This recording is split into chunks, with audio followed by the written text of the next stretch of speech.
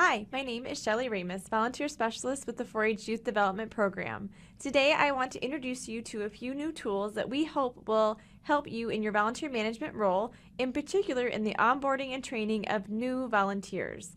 Let's go ahead and get started.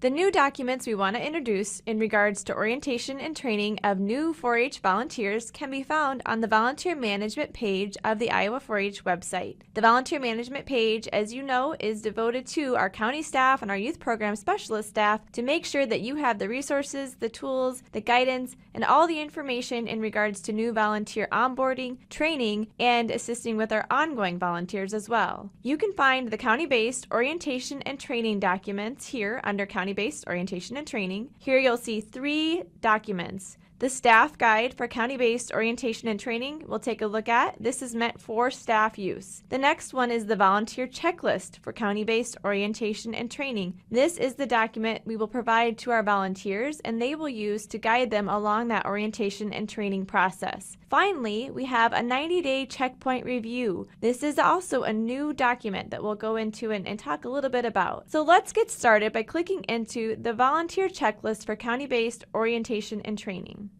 Here you have the Iowa State Extension and Outreach New Volunteer County-Based Orientation and Training Checklist. Those of you who are familiar with the previous checklist will notice that this looks a little bit different than past years. We've updated the document and provided more information for the volunteer in the process. This document is designed for the new 4-H volunteers, and we hope it's one of the first documents that they receive from their county staff in their orientation and training. It's going to provide them an outline of that orientation process. It gives them a timeline for each step and also opportunities for discussion and review with you, the county staff, throughout that orientation and training process. So hopefully you'll be able to print this off and preview this as you get ready to onboard and train new volunteers for the upcoming program year. Let's go ahead and go back.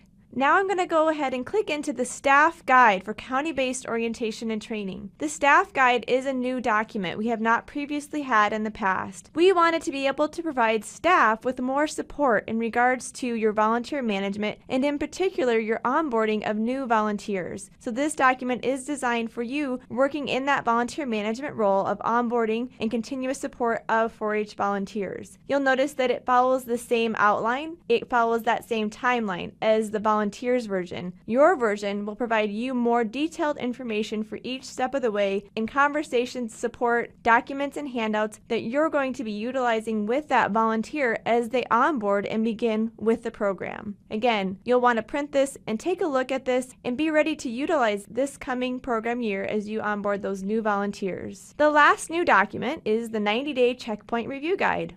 This is a county staff guide to new volunteer 90-day checkpoint review. What we'd like to begin to implement is a 90-day or 3-month checkpoint between you and your new volunteers. This document provides guidance to that 90-day or 3-month checkpoint with your new volunteer. Please note that we have included multiple questions that you can ask the volunteer at that 90-day checkpoint and review, as well as come up with your own questions. What we hope to have happen is that this creates an opportunity for conversation between you and your volunteer regarding their initial onboarding and training, and also to begin creating a communication plan for the year to come.